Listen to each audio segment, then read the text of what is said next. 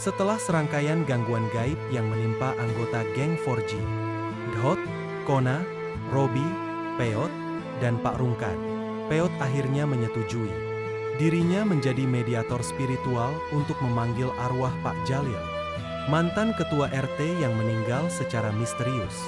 Tujuannya, mengungkap penyebab kematian Pak Jalil yang diyakini bukan karena masuk angin seperti yang diberitakan. Pada malam yang mencekam, geng 4G bersama Pak Rungkat dan dibantu oleh Pak Haji, seorang tokoh agama sekaligus ahli spiritual. Lilin dinyalakan, bacaan doa dimulai, dan Peot bersila di tengah lingkaran, memusatkan energi sebagai media perantara dunia arwah. Ritual berjalan lancar. Perlahan, tubuh Peot bergetar hebat. Suaranya berubah, sorot matanya tajam.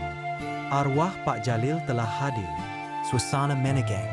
Dalam keadaan kerasukan, Pak Jalil membuka rahasia besar. Aku bukan mati karena masuk angin. Aku dirikan. Sebelum lanjut mohon subscribe channel ini ya teman-teman dan tonton sampai akhir. Pak Rungkat yang tersulut emosi bertanya dengan lantang. Siapa yang tega ngeracunin lu, RT?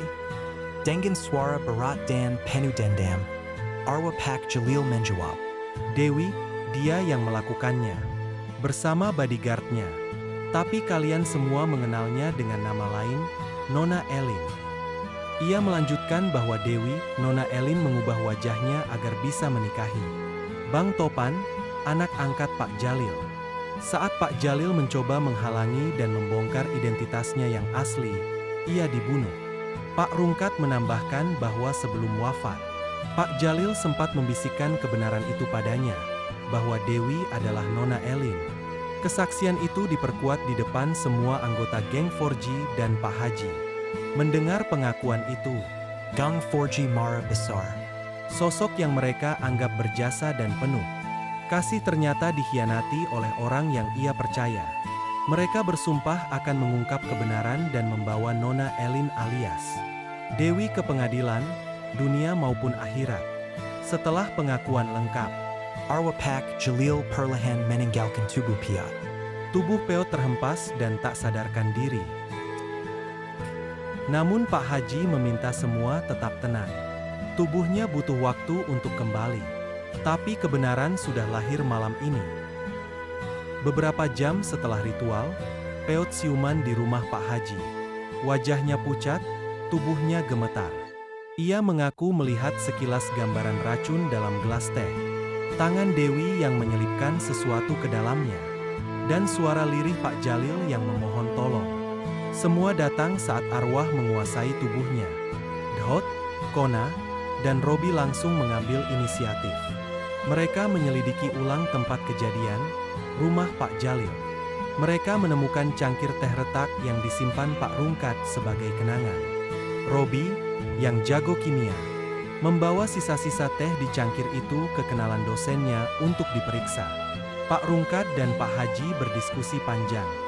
Dari semua kronologi yang dikumpulkan, mereka mencurigai bahwa kematian Pak Jalil disamarkan lewat surat dokter palsu, yang ternyata ditandatangani oleh seorang dokter bayaran. Nama dokter itu, Dr. Fadil, yang kabarnya pernah terlibat skandal pemalsuan dokumen kematian. Kona, yang bekerja di toko elektronik, berhasil meretas rekaman CCTV lama di rumah sakit tempat Dewi pernah operasi plastik. Ditemukan bahwa Dewi dulunya memang bernama Elin Kartika. Wajahnya berubah total setelah kecelakaan kebakaran bertahun-tahun lalu. Ia kembali sebagai Dewi dan membangun hubungan dengan Bang Topan yang tak tahu siapa dirinya sebenarnya. Bang Topan mulai mencurigai Dewi. Ia merasa ada kejanggalan dalam cerita masa lalu Dewi.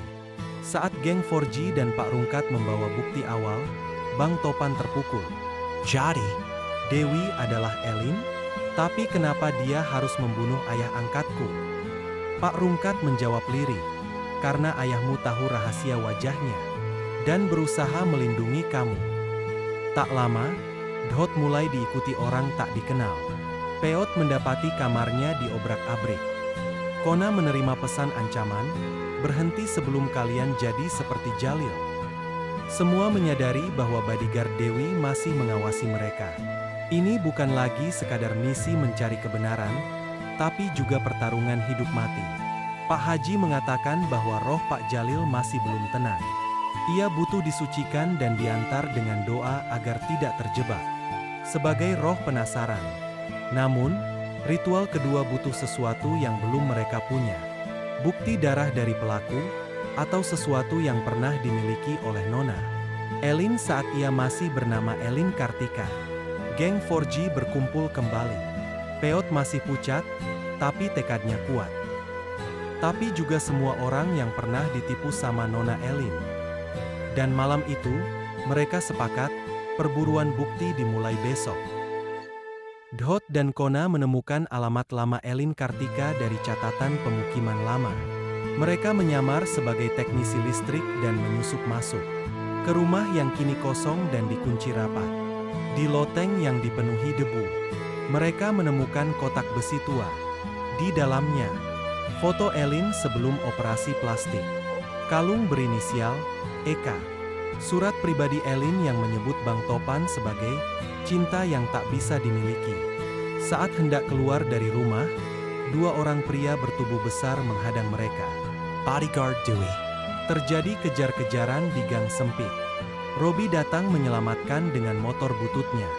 Mereka lolos, tapi sadar bahwa waktu mereka semakin sempit. Peot mulai merasakan mimpi-mimpi aneh. Dalam tidurnya, Pak Jalil muncul duduk di bawah pohon beringin. Aku belum bisa pergi, Peot. Ada satu benda yang bisa membuktikan semuanya. Cincin batu hijau milikku, diambil Dewi saat aku sekarat. Peot terbangun dengan keringat dingin. Ia tahu cincin itu penting, dan harus ditemukan. Mereka menyusun rencana ganda.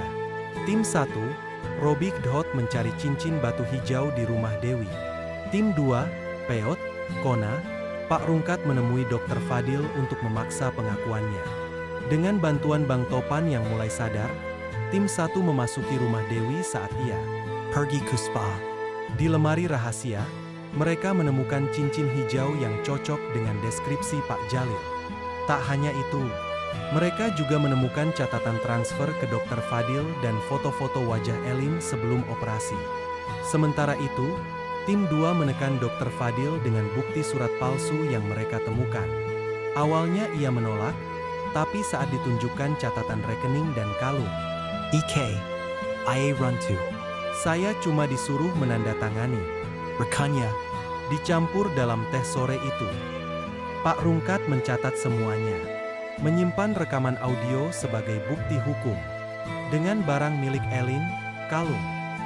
Darah dari luka kecil bodyguard yang sempat melukai Kona, dan cincin Pak Jalil.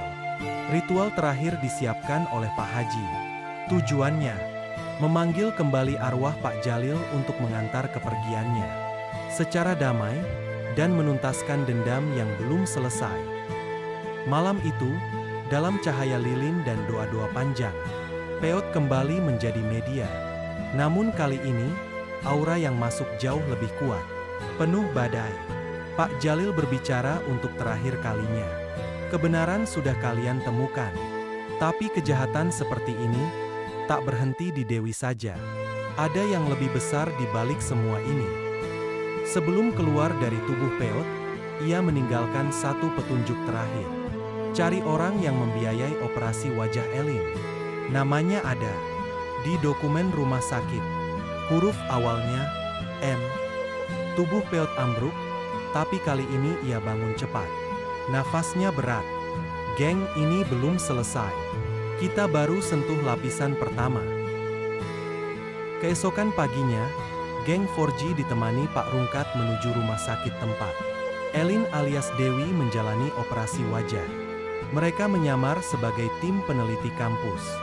Dengan menyuap staf arsip yang sudah tua dan pelupa, mereka mendapat akses ke ruang catatan lama. Di sana mereka menemukan dokumen persetujuan operasi atas nama Elin Kartika, lengkap dengan tanda tangan sponsor medis bernama. Pak Rungkat tampak terkejut.